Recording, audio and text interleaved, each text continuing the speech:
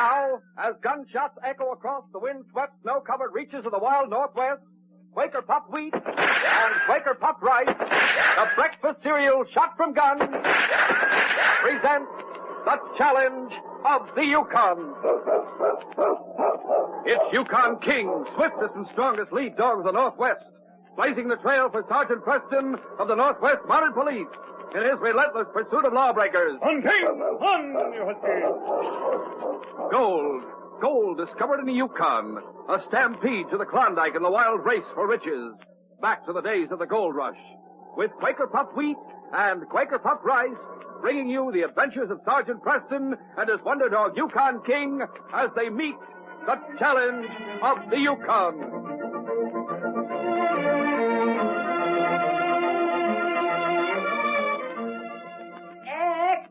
Extra, hear all about it. Yes, hear about how you fellas and girls can get a swell, complete miniature model farm. It's the Quaker model farm. Quaker Pup Wheat and Quaker Pup Rice, the swell-tasting breakfast cereal shot from guns, are making an almost unbelievable offer. You can get 46 different detailed scale models and all, including farm buildings, farm equipment, and farm animals. They're yours at no extra cost. There's nothing to send in. No money, box tops, or coupons. No waiting either. Listen for full details in just a few minutes.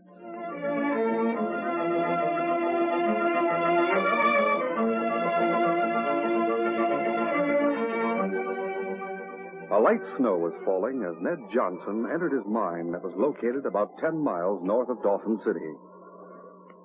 As he disappeared into the entrance, the stealthy figure of a half-breed emerged from the falling snow. The half-breed hesitated only long enough to make sure that Ned's tracks led into the mine. Then, shielding a match from the wind, he lighted a fuse that dangled from something he carried, threw the bundle into the mine, and ran. Suddenly, there was the sound of an explosion.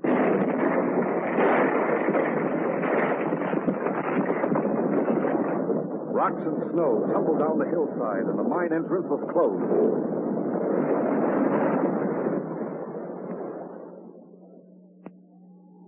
At last, there was silence, and the snow fell quietly and steadily, covering all signs of human footprints. It was almost a week later that Sergeant Preston of the Northwest Mounted Police sat with Ned's son Bob in their cabin about a half-mile away from the mine where the tragedy had occurred. A big black and white husky dog sat beside his young master, his head on the boy's knee. Isn't it funny, Sergeant, the way dogs seem to know when you're unhappy? Blackie hasn't left my side since Dad died. I hope you won't mind telling me all you know about your father's death, Bob.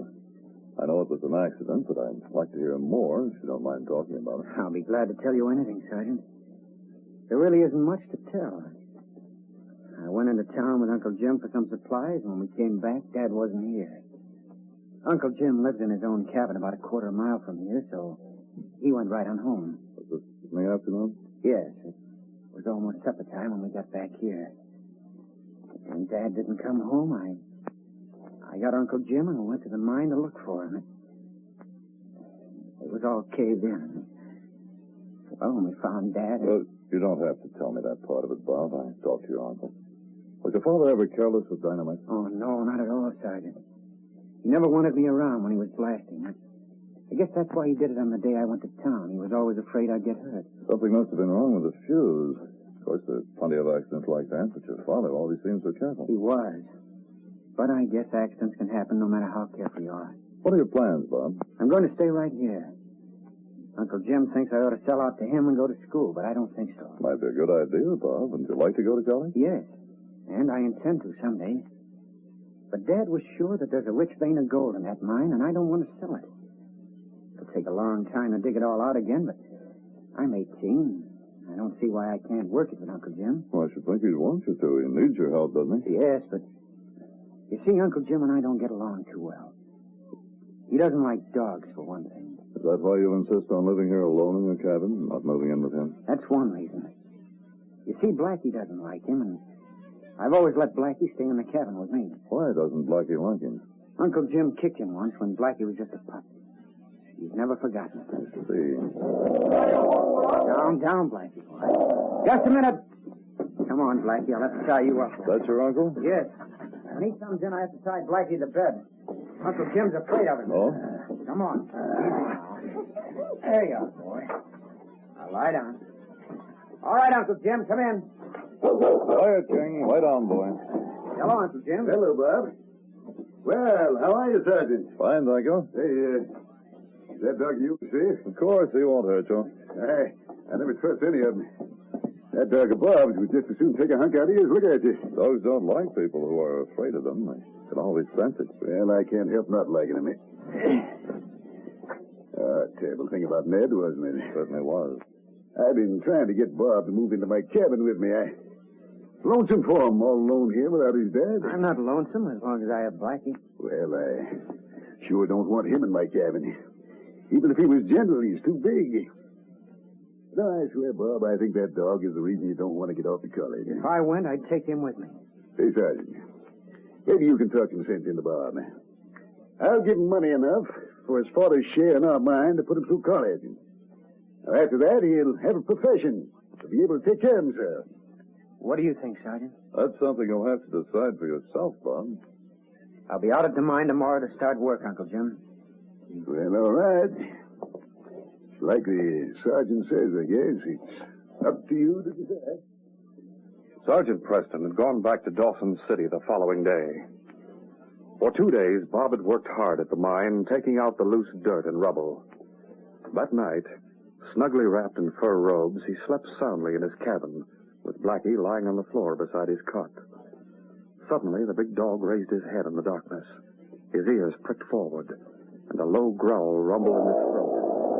At the sound, Bob stirred and raised his head. What's wrong, Blackie? You hear something, boy? Now, wait up. Put my boots on. All right, boy, I'll let you out. Suppose you heard some kind of animal, huh? Now, wait till I light a match and find the door. There we are. Get him, boy. Oh, my God. Better put a park on. There we go. I'm coming, fella. Hold him, boy. What is it?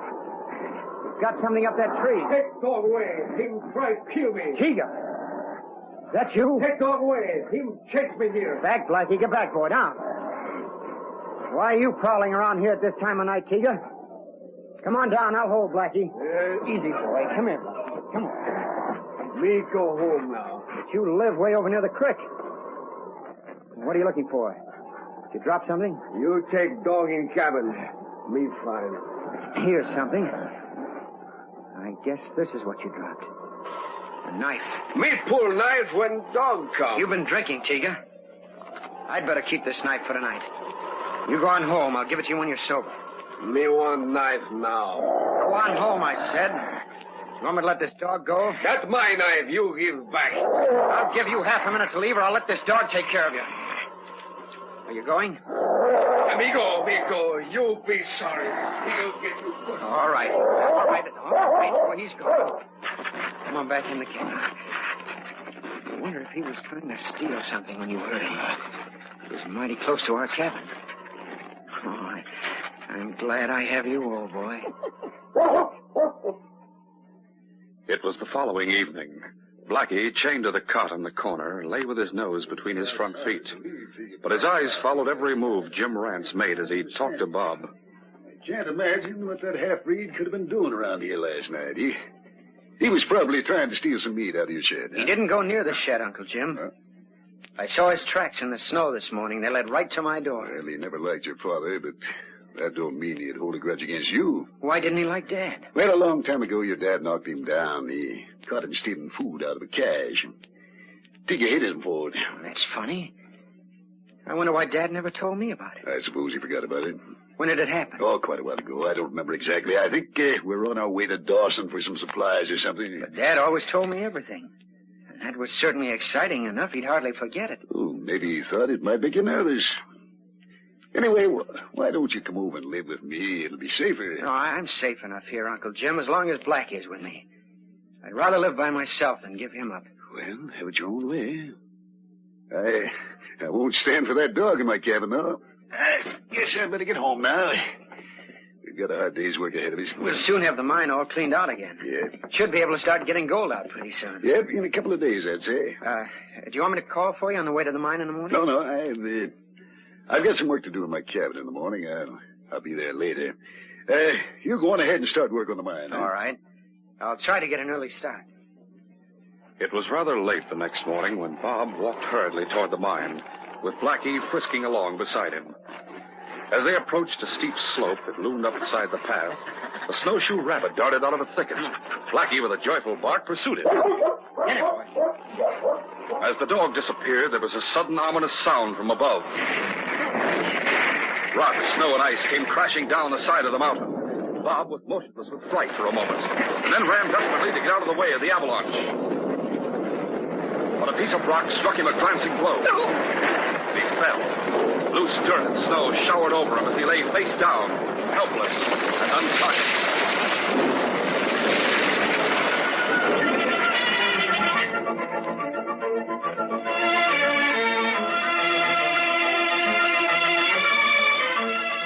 We'll continue our story in just a moment.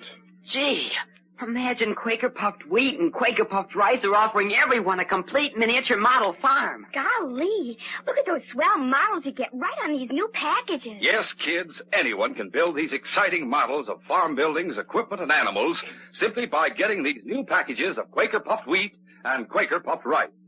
There are as many as 6 colorful models printed on a single package, and there are 8 different packages. In all, 46 detailed scale models, and they don't cost a single extra penny. Look at all the models you get just on package number 1. You get the farmhouse, garage, and pickup truck. And milk and hay wagon, Dobbin the horse, Queenie the collie, and Bossy the cow. What's more, these models are easy to build, too.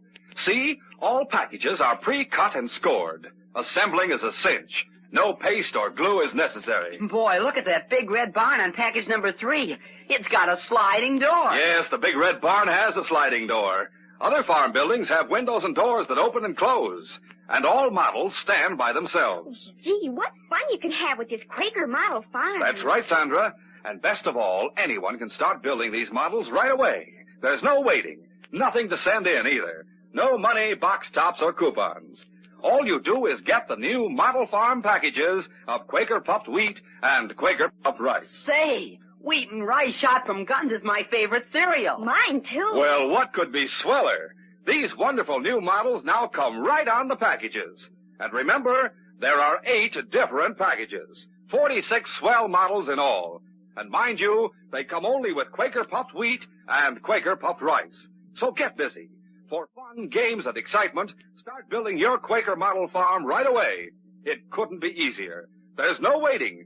Simply go to your grocer and ask for the new packages of Quaker puffed wheat and Quaker puffed rice.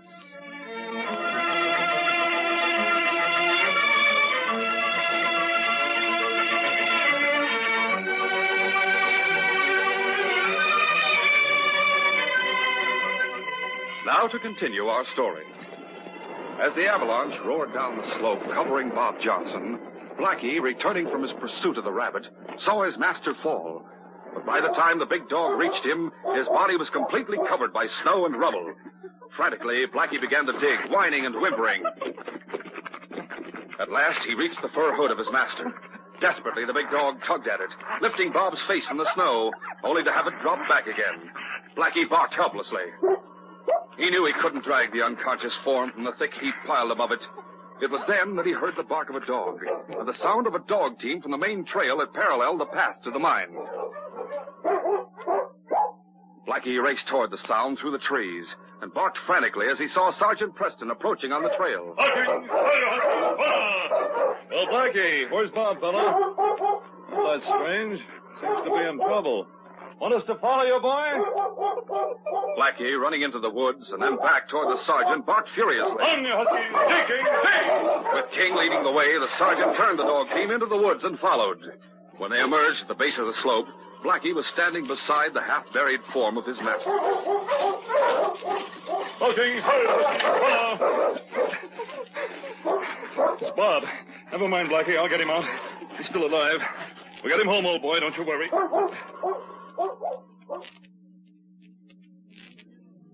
It was some time later that Bob opened his eyes.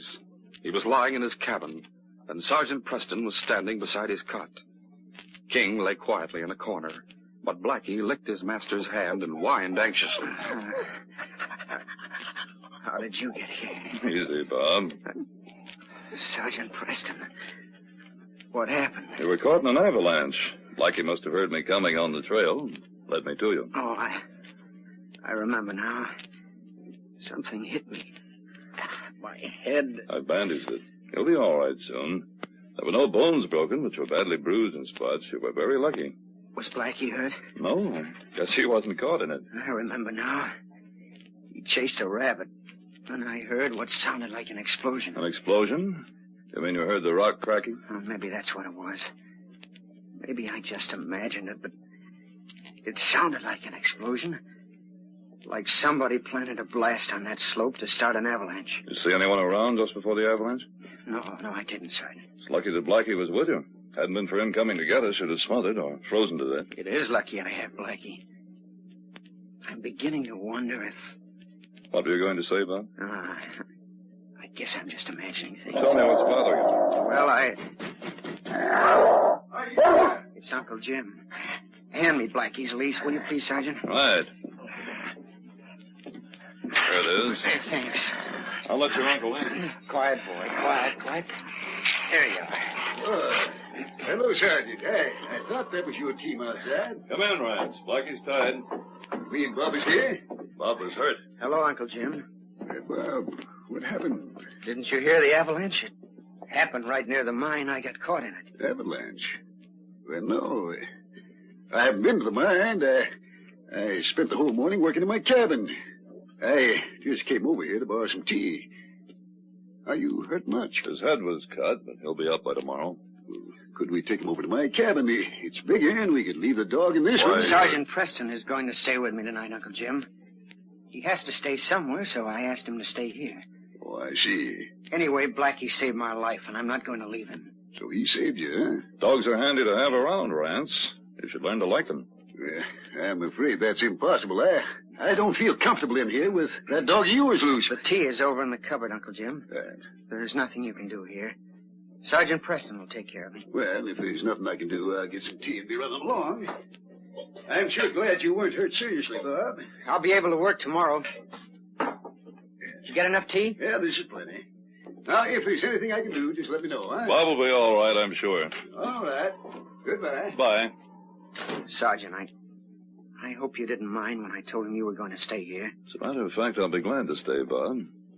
You had some reason for saying that. Your face looked, well, a little frightened, I thought. What is it, Bob? What's bothering you?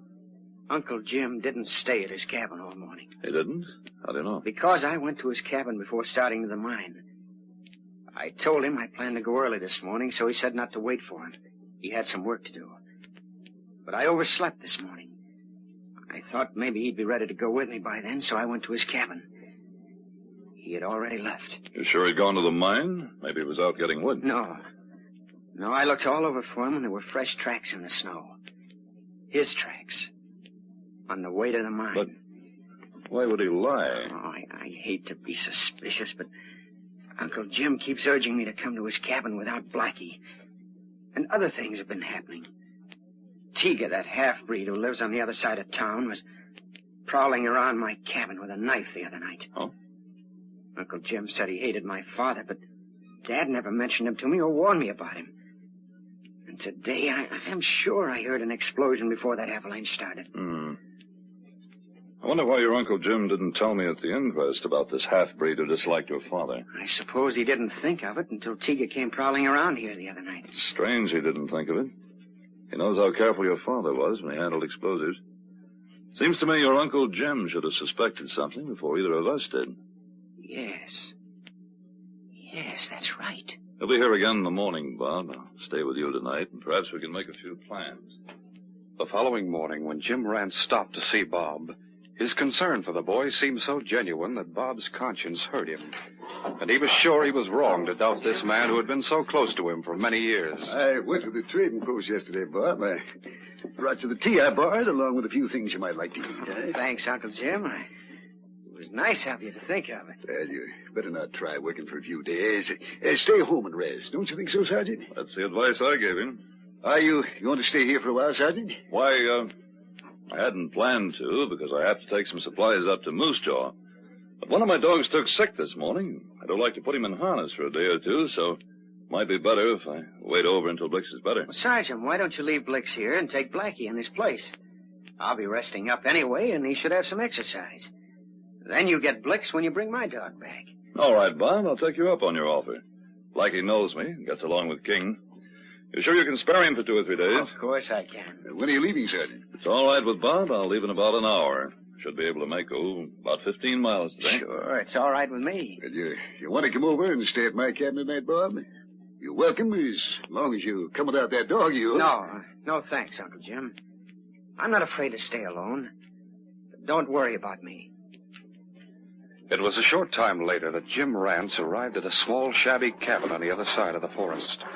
Without stopping to knock, he entered. What's the... Tiga, the half-breed, rose startled beside the broken table, his hand on his hunting knife.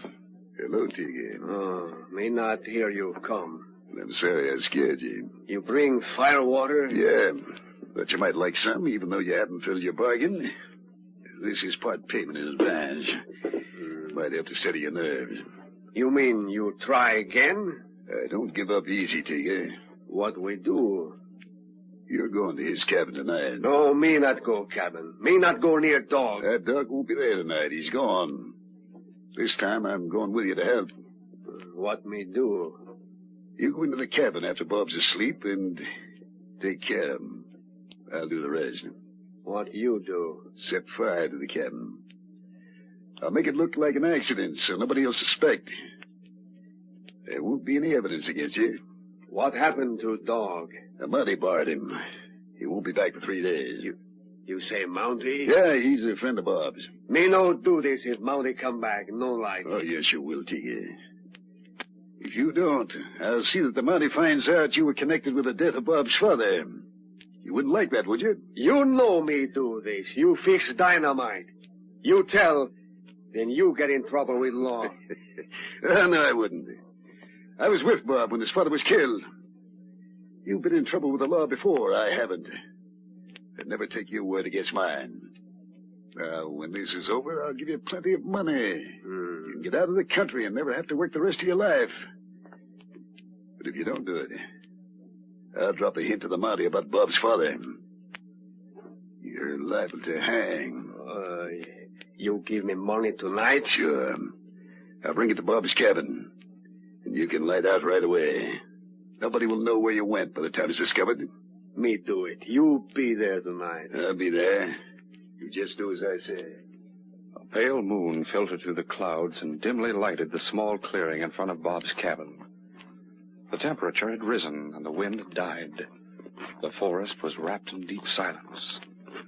Then suddenly a twig snapped under the moccasined feet of Tiga as he emerged from the shadows. Behind him, the stocky figure of Jim Rance appeared, and the two men stood for a moment whispering softly. He's asleep. There's no light. If the cabin door is locked, we'll have to wake him. If it isn't, I'll light a match so you can see where his cot is. No light match. Fire in stove, light enough. That's right. You'll be able to see by then. I'll wait for you outside the door.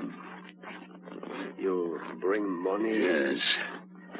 But you're not getting it until you do your job. Here's the door. Easy now. Jim waited tensely outside the cabin door as Tiga's shadow stole across the room, the dim firelight dancing through the holes in the door of the big stove in the middle of the room. Then suddenly there was a sharp cry from the cabin that died in a groan, and the hurried footsteps of the half-breed as he rushed back to the door. Did you get him? Yeah, me do. Now you give money, me go. Sure, Tigger. Here's your reward. Gun. You not kill me. I caught you killing my nephew, didn't I? Well, this is where King! Get away! Get away from me! I'll take a hold on, shoot. Come back or the next shot won't be over your head. No, shoot. Me come back. Take this gun away. Take it away. Watch him, boy. Drop that knife, Tigger. All right, King. Back, fella. Let him up. Sergeant, the dog made a mistake and got me instead of this half-breed. Get up, Rance. I followed Tigger here. I saw him go into the cabin and caught him coming out with a knife. He sure got here in the nick of time. You can be a witness. He killed Bob. No, him tell me. So that was your plan, eh, Rance? You were going to kill Tigger so he couldn't tell that you were the one who planned all this. Oh, no, Sergeant. You got me wrong. I know it looks bad, but Stop lying. I've been right beside the cabin since you and Tigger came.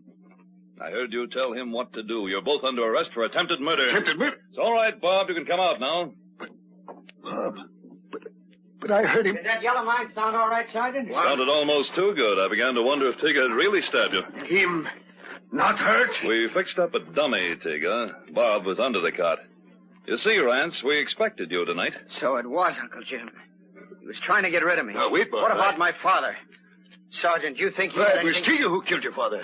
I didn't have anything to do with it. You give Tigger dynamite. You tell me what to do. No, he's lying. You're the one who's lying. Put out your hands. I'm handcuffing you two together. No, You Sergeant. can tell your stories and your case comes up for trial. But I just can't believe that Uncle Jim would have Bob, done... I think you'll find your mine is a rich one. Your uncle must have known about the rich vein of gold your father was talking about. It's all yours now. Jim Rance won't need gold where he's going. I owe my life to you, Sergeant. Blackie's the one who saved your life. Oh, you'd better get him. He's tied up in the woods with my dog team. I'm certainly grateful to you and King. When you get back, I think we'll let Blackie and King guard these prisoners till morning. Yes, old fella. Looks as if this case is closed.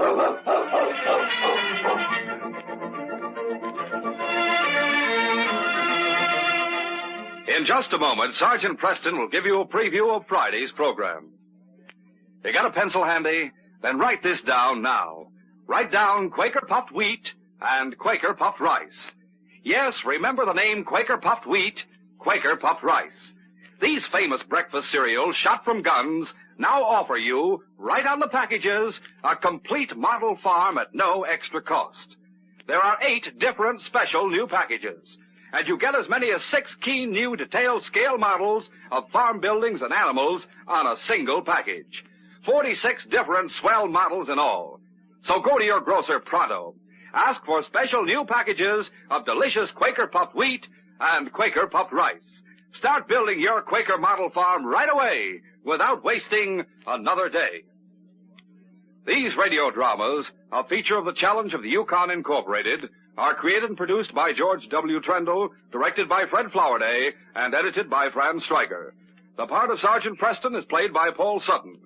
They are brought to you every Monday, Wednesday, and Friday at this same time by Quaker Puffed Wheat and Quaker Puffed Rice, the breakfast cereal shot from guns. Listen Friday when Sergeant Preston and Yukon King meet the Challenge of the Yukon in the adventure of the Sergeant's Right. Mike Rafferty was a big man, one of the strongest in the Yukon. And he had an idea that might makes right. It was during the Mission Creek gold rush that King and I tried to prove he was wrong. It came very close to being our last case together. Be sure to hear this exciting story Friday. Till then, this is J. Michael wishing you goodbye, good luck, and good health from Quaker Puffed Wheat and Quaker Puffed Rice. So long. This is ABC, the American Broadcasting Company.